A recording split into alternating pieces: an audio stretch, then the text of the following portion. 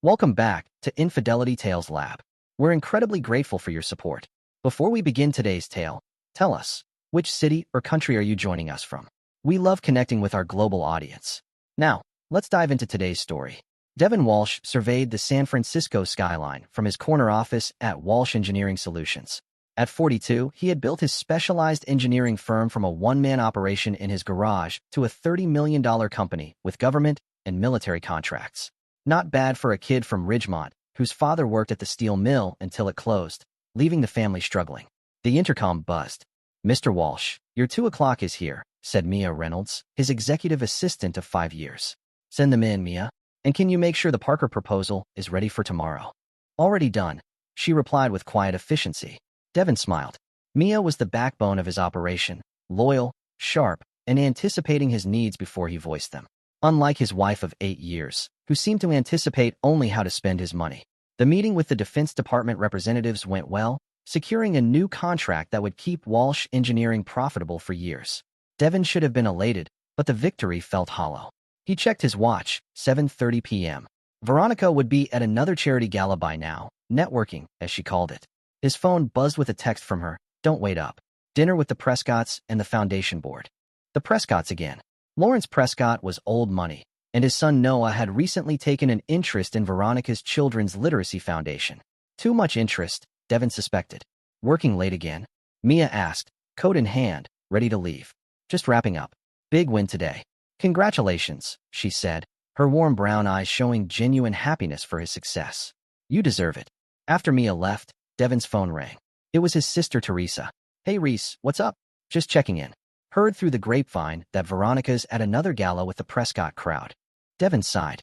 "The Children's Foundation Board, right?" Teresa said skeptically. "Dev, I've never interfered in your marriage, but—" "Then don't start now." He cut her off, more sharply than intended. "Fine. Just remember what Dad always said. Trust must be earned. Betrayal is never forgiven," Devin finished. Their father's mantra, drilled into them after their mother abandoned the family for her chiropractor. Later, driving his Tesla through the fog-shrouded streets to their Pacific Heights home, Devin reflected on his life. He had everything: successful business, beautiful home, attractive wife. So why did everything feel so empty? The house was dark when he arrived. In the kitchen, he found a bottle of expensive bourbon, a gift from a contractor, and poured 2 fingers. Tomorrow was their anniversary, and he'd planned a surprise trip to Bora Bora. Maybe that would rekindle whatever they'd lost. As he headed upstairs, his phone chimed with an email alert. A notification from his bank. Withdrawal confirmation. $50,000 to Harrington Holdings, Veronica's father's company. The failing company Devin had previously refused to bail out. He frowned. That withdrawal would require Veronica's signature. Strange she hadn't mentioned moving such a large sum. Just the first crack in the foundation of the life he thought he'd built. Devin awoke alone the next morning. Veronica's side of the bed was undisturbed. He checked his phone. No messages. Unusual, even for her late nights. He showered and headed to his home office to finalize details for their anniversary trip. Veronica's laptop sat open on the coffee table in the adjoining sitting room. He needed their confirmation numbers, which she'd emailed to herself. As Devin moved the mouse to wake the computer, a notification popped up. From Sheffield Law Partners subject. Divorce strategy, asset division. Devin froze. His mind raced even as his body remained perfectly still. A mistake. Must be a mistake. He clicked the email. "Dear Mrs. Walsh, per our discussion, I recommend filing before your husband discovers the affairs. Massachusetts is an at-fault state, and if he files with evidence of infidelity, it would impact asset division. As discussed, our strategy to secure the business interests, property holdings, and retirement accounts relies on filing first and establishing financial need. Your husband's long work hours and emotional neglect provide additional leverage." Devin's hand trembled as he scrolled down.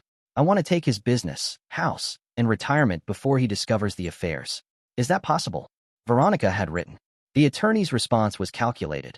With proper strategy and timing, absolutely.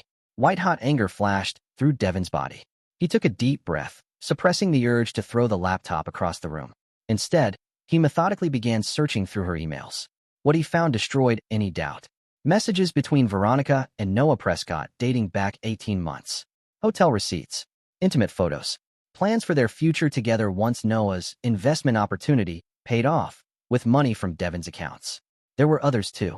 A tennis instructor last summer.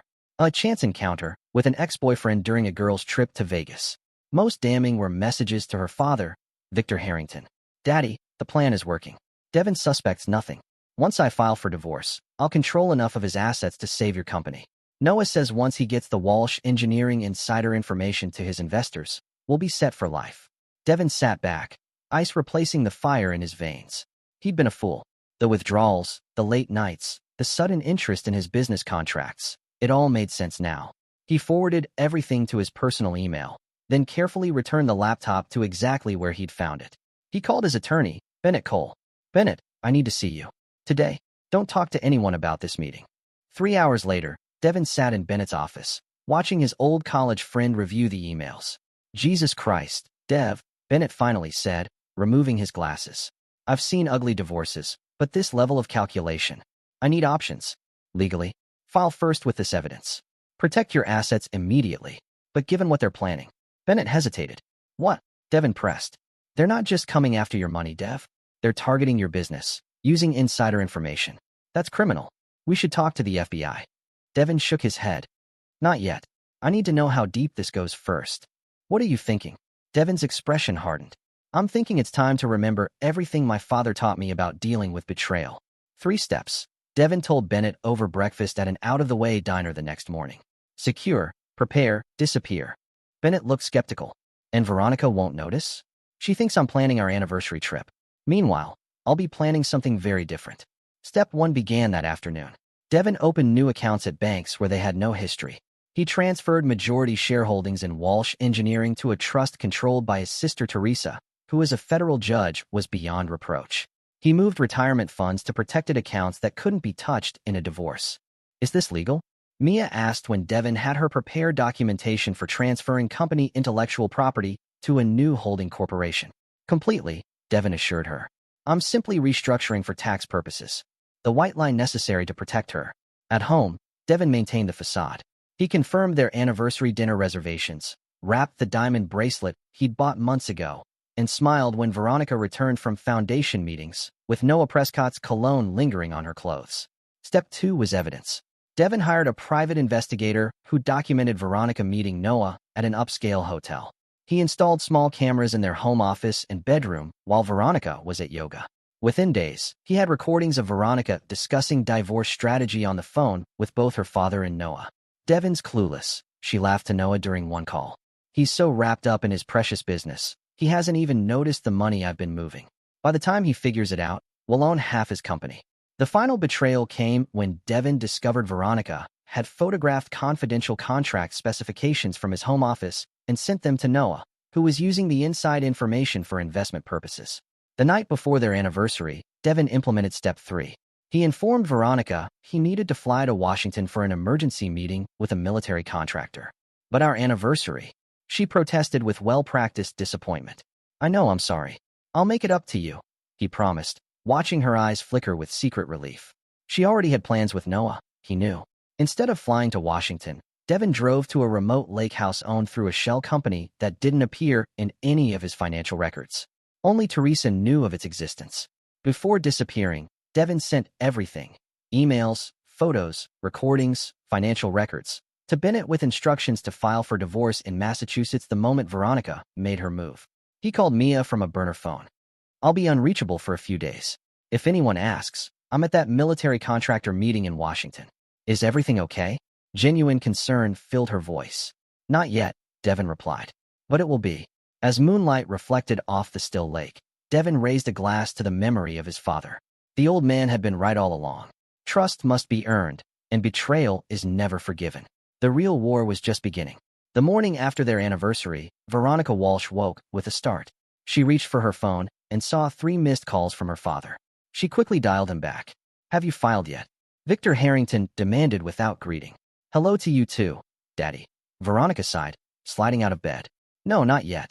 Sheffield says timing is crucial. You're running out of time. Noah's investors are getting impatient. Veronica caught her reflection in the vanity mirror, still beautiful at 38, thanks to expensive treatments Devin's money provided. Everything's under control. Devin's in Washington for at least 2 days. I've already transferred enough to keep your creditors at bay. After ending the call, Veronica showered and prepared for her day. She had a meeting with her attorney, then lunch with Noah. Everything was proceeding according to plan. Until it wasn't. At the bank, the manager's expression was apologetic but firm. "I'm sorry, Mrs. Walsh, but these accounts require dual authorization for withdrawals now." "That's impossible," Veronica insisted. "I've been making withdrawals for years." "The change was made yesterday, Mrs. Walsh." "By your husband." Panic fluttered in her chest. She tried another account. Same result. She called her father. "He knows," Victor said gravely. "You need to file today." At Sheffield Law Partners, more bad news awaited. Their petition for divorce couldn't be filed because Devin Walsh had already filed in Massachusetts, where they'd been married. "How is that possible?" Veronica demanded. "He's in Washington." The attorney pulled up the filing on his computer. This was submitted electronically yesterday afternoon. It cites irreconcilable differences and infidelity. The blood drained from Veronica's face. "What evidence?" The attorney looked uncomfortable. "Substantial evidence, Mrs. Walsh. Emails, photographs, recordings." "Recordings?" Her voice rose to a shriek. "Of conversations with Mr. Prescott and your father regarding financial matters and intimate relations." Her phone rang. "Noah, we have a problem," he said without preamble. "Those contract specs you gave me, they're fakes." Veronica felt the floor tilt beneath her. "What? Fake information. The investors are pulling out." "But that's not the worst part. Someone's been monitoring my communications about Walsh Engineering." By evening, Veronica had discovered the extent of Devin's counterattack. Joint credit cards canceled. Home security codes changed. Access to his office revoked. When she finally reached him on his cell, his voice was cold. "Enjoy the house for now, Veronica. I'm sure you and Noah will be very happy there until the courts sort things out." "Devin, please, this is all a misunderstanding." "3 steps ahead, Veronica. That's what my father taught me. Always stay 3 steps ahead of those who would betray you." The line went dead, leaving Veronica alone in the home that suddenly felt like a beautiful, empty cage. Miles away, in his lakeside sanctuary, Devin watched the sunset with a tumbler of bourbon. His phone buzzed with a text from Bennett. She tried to file. Too late. For the first time in days, Devin smiled. The game had only just begun. "We need to destroy him," Veronica declared, pacing Noah's penthouse the next morning. "He's made fools of us." Noah Prescott, with his angular features and tailored suit, projected confidence despite the panic in his eyes. At 45, he had the Prescott name, but none of the business acumen.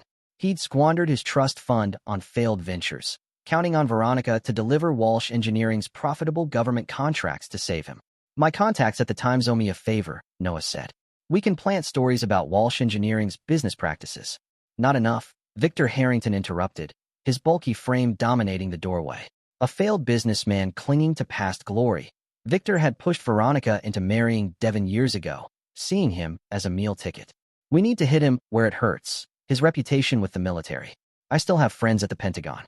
By week's end, their campaign was underway. A business reporter contacted Walsh Engineering about allegations of contract irregularities. A Defense Department procurement officer called about concerns regarding fulfillment capabilities. Social media buzzed with anonymous hints about the company's financial stability. Mia brought the clippings to Devin at the lake house. "They're trying to tank the company," she said, concern etching her features. "Expected," Devin replied, scanning the articles. "How's morale?" "Shaky. 3 engineers have already jumped ship. The Phillips contract is on hold pending an investigation." Devin nodded. "And Veronica?" "Moved most of her things to Noah's penthouse. She tried to access your home office, but the locks have been changed." "Good," Devin said, though the confirmation of her betrayal still stung. "What about the plan?" Mia handed him another folder. "Everything's ready." Bennett filed the injunction this morning. Before their campaign could gain momentum, Veronica and Noah were served with cease and desist orders regarding any discussion of Walsh Engineering's business practices or contracts. Bennett's injunction cited malicious intent to damage business relationships. When that failed to stop them, Devin released selected recordings to key military contacts, evidence that Noah had attempted to use stolen contract information for personal gain. Overnight, Noah Prescott became radioactive in defense circles. Desperate, Veronica approached Teresa Walsh at her courthouse. "Please, Teresa," she pleaded. "This has gone too far. Just tell me where Devin is so we can talk." Teresa's judicial reserve never wavered. 8 years you've been my sister-in-law, and I never once heard you express genuine interest in my brother's whereabouts. Only his assets. That's not fair. What's not fair is watching you plot to destroy someone who gave you everything." Teresa cut her off. "My father abandoned us. Did Devin ever tell you that?" left us with nothing but debts and broken promises. Devin worked 3 jobs to help put me through law school. He built something from nothing. And you thought you could just take it? Veronica's eyes narrowed. He'll lose everything fighting me. Tell him that. He already lost what mattered when you betrayed him, Teresa replied. Everything else is just property. As Veronica stormed off, Teresa texted Devin. She came to me. Exactly as you predicted. The board meeting at Walsh Engineering was tense. Several directors suggested selling to a competitor before the damage spread. Where is Devin? Demanded Roland Fletcher, the senior board member. His absence during this crisis is unacceptable. The door opened, and Devin Walsh entered, immaculately dressed in a charcoal suit. Gentlemen, I apologize for my absence. Family matters required my attention. His calm authority silenced the room. Now, about these rumors. For the next hour, Devin systematically addressed each concern, revealing contingency contracts and strategic partnerships that would keep the company stable regardless of the current turbulence. The Phillips contract? Fletcher pressed. Will be reinstated by Friday, Devin assured him. The allegations have been traced to their source and discredited. After the meeting, Mia handed Devin a folder. Noah Prescott's financial records, as requested. Inside was the evidence Devin needed. Noah had used the fake contract information to secure high-interest loans from questionable sources. When the information proved worthless, those lenders would come calling. Devin smiled grimly. The noose was tightening. 3 weeks into his calculated disappearance from home, Devin felt the strain of his double life. By day, he maintained Walsh Engineering's stability against Veronica and Noah's attacks. By night, he retreated to the lake house, planning his next moves with Bennett and Mia. The company had weathered the worst of the storm, but not without casualties. The Phillips contract remained suspended. 2 smaller clients had pulled out entirely. The stock had dropped 17%. The board's getting nervous, Mia reported during their daily briefing at a discreet coffee shop. Fletcher's talking about a vote of no confidence. Devin rubbed his temples. The preliminary hearing is in 2 weeks. Bennett thinks we can expedite after that. Can the company hold that long? Before Devin could answer, his phone rang. Bennett. Judge Carter just issued a temporary freeze on all marital assets, Bennett said without preamble, including your company shares. How? We transferred. They're claiming fraudulent conveyance, arguing you moved assets in anticipation of divorce. Devin's jaw tightened. Options. We fight it, but it'll take time.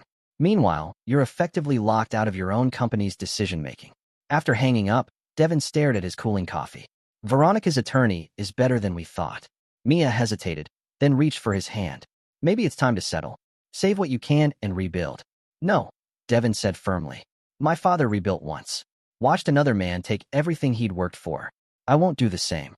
That night in his sparse lake house, Devin drank bourbon directly from the bottle, a rare lapse in control. His phone buzzed with a text from Teresa. Fletcher called emergency board meeting for tomorrow. They're voting on interim leadership. Devin hurled the bottle against the wall, watching it shatter. Everything he'd built was slipping away while Veronica and Noah celebrated their victory. A knock at the door startled him.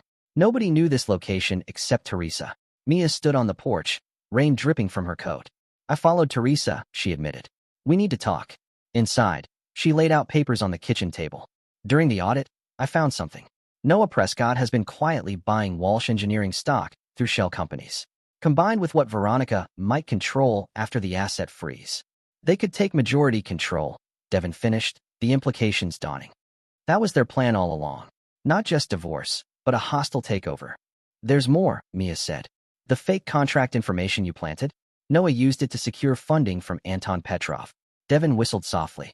Petrov was notorious in international finance, a Russian oligarch who didn't tolerate financial disappointments. Petrov's representatives have been calling Noah's office daily. He's desperate for cash. Devin's strategic mind clicked into gear. So desperate he might make a mistake. The next morning, Devin attended the emergency board meeting, stunning everyone with his appearance. Gentlemen, I understand your concerns, he addressed the shocked directors. My personal situation has created complications. However, before you vote, you should know Walsh Engineering has just secured an exclusive contract with the Naval Systems Command. $30 million over 5 years. He slid folders to each board member. Inside was confirmation of the contract, legitimate this time, that Devin had been quietly negotiating for months. I suggest we table the leadership discussion until next quarter, when this contract begins generating revenue. The vote of no confidence was postponed. Devin had bought himself time, but he knew it was temporary. Outside the boardroom, he confronted Roland Fletcher. "You've been talking to Noah Prescott." Fletcher flinched. "He made a compelling offer. For my company? Or just for you?" "Business is business, Devin. Nothing personal." Devin stepped closer. "My father taught me business is always personal. Remember that when this is over." Back at the lake house, Devin called Bennett. "I need everything on Petrov's American operations. And I want Noah Prescott under surveillance 24/7. Bennett sounded worried. "Devin, you're entering dangerous territory." "They crossed that line first," Devin replied. "Now they'll learn the price of betrayal." As he hung up, Devin felt a cold clarity replace his earlier despair. He'd been playing defense. Time to attack. "It's perfect," Devin said, examining the fabricated military contract documents Mia had prepared. The Walsh Engineering letterhead looked authentic, as did the Pentagon classification markings. "Are you sure about this?" Mia asked, unease evident in her voice. "If they discover it's fake." "They won't look too closely," Devin assured her. "They'll see what they want to see, a lifeline."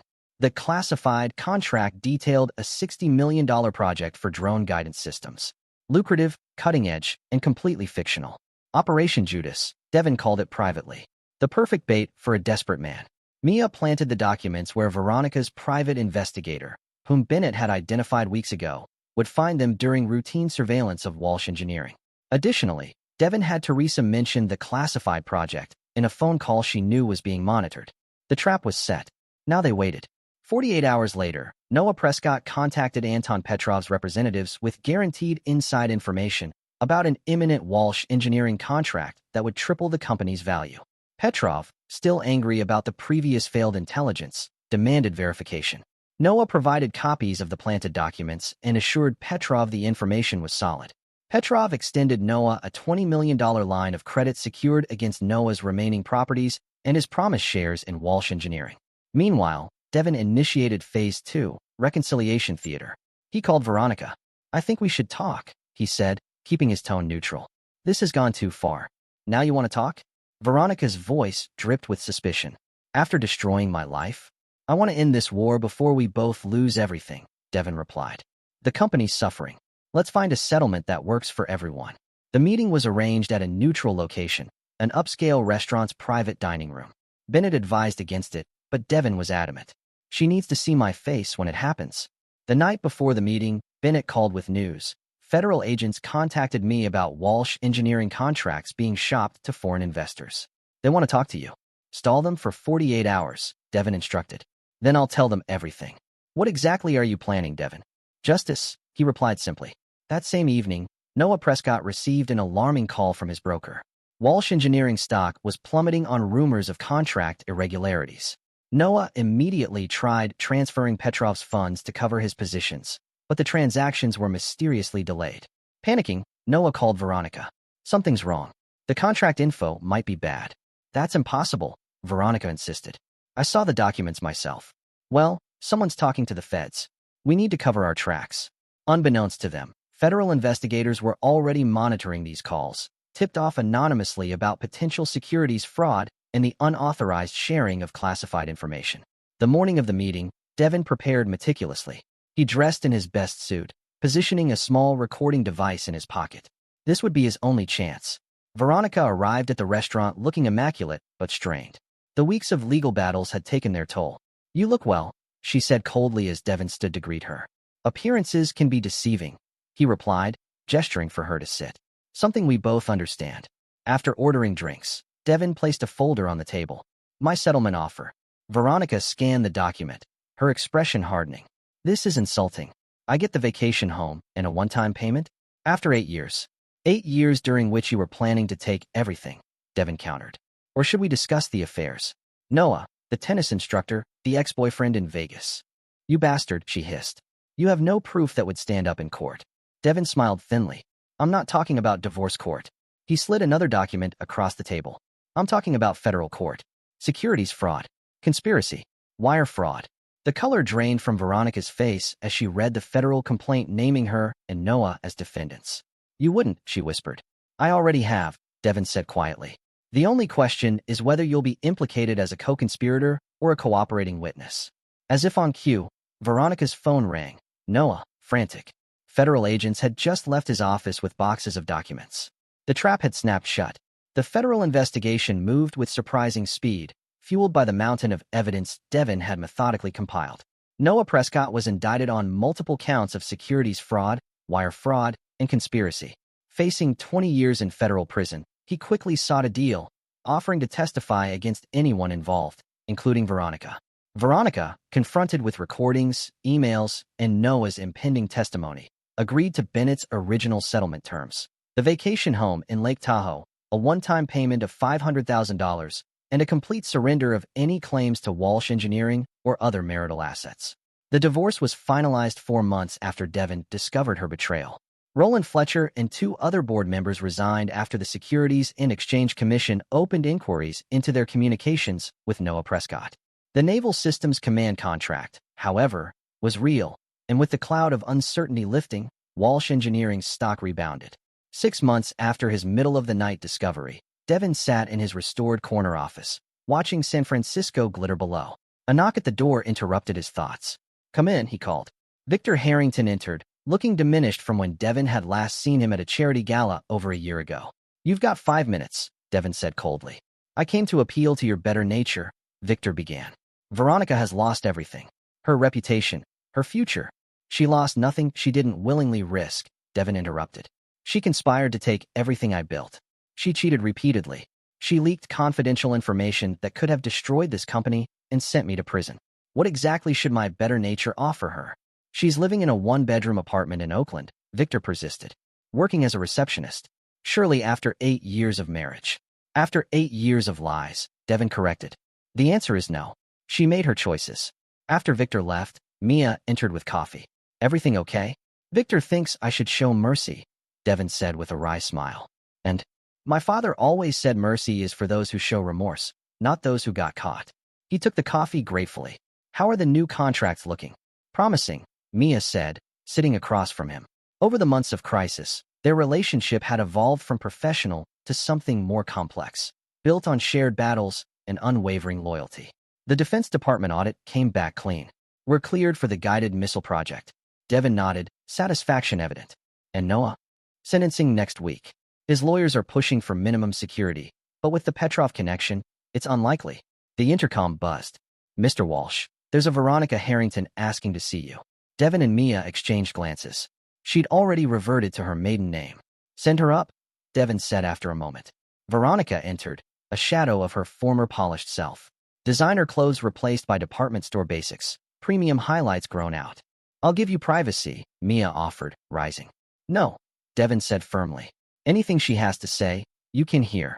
Veronica's eyes flickered between them, understanding dawning. "So that's how it is. Your loyal assistant." "What do you want, Veronica?"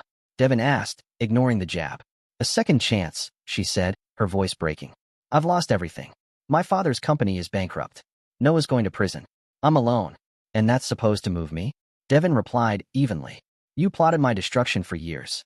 Used me. Betrayed me with multiple men. Conspired to steal my company. I made terrible mistakes," she admitted, tears flowing now. "But we had good years too. We could again." "No," Devin cut her off. "We couldn't. I don't hate you anymore, Veronica. I feel nothing for you at all." Her face hardened. "You orchestrated all of this. Set us up. Ruined us." "I merely ensured you faced the consequences of your own actions," Devin corrected. "That's justice, not vengeance." After she left, Mia placed a hand on Devin's shoulder. "Are you okay?" "I will be," he replied, covering her hand with his own. That night, Devin returned to his new condo overlooking the bay. The house in Pacific Heights had too many ghosts. A text from Bennett flashed on his phone. Noah got 12 years. No parole for at least 8. Devin poured himself a bourbon and raised it to his father's memory.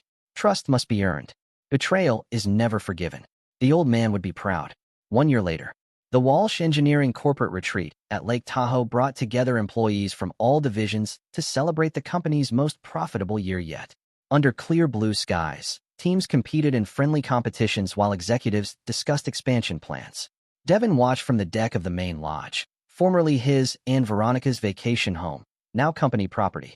The past 18 months had transformed both him and his business. The crucible of betrayal had burned away complacency, forging something stronger. "Penny for your thoughts," Teresa said, joining him with a glass of wine. "Just appreciating the view," Devin replied. "And the peace." "You earned it," his sister said.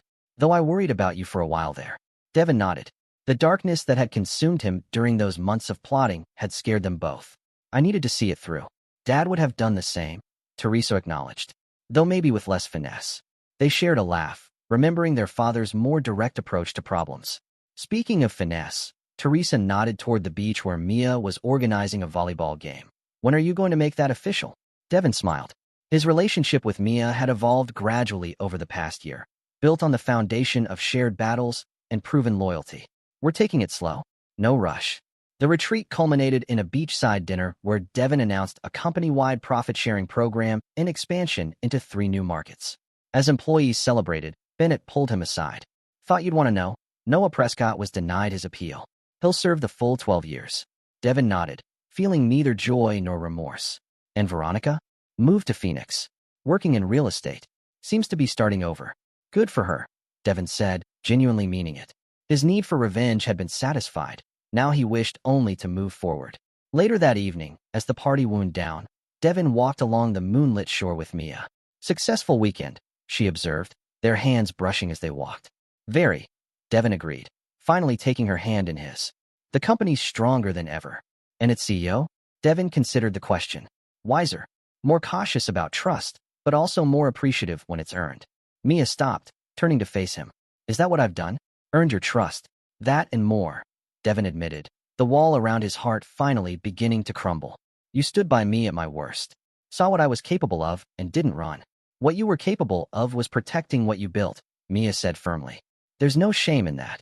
Devin leaned down and kissed her, gently at first, then with growing confidence. When they parted, both were smiling.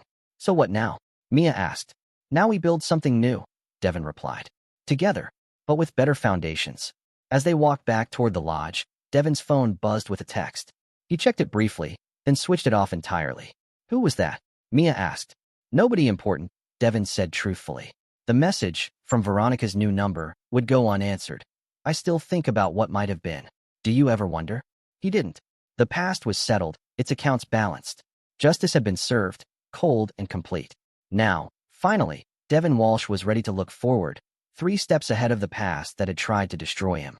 Trust must be earned. Betrayal is never forgiven. But life, he was learning, continued regardless. And with the right people beside you, it could be better than before. This is where our story comes to an end. Share your thoughts in the comments section. Thanks for your time. If you enjoy this story, please subscribe to this channel. Click on the video you see on the screen, and I will see you there.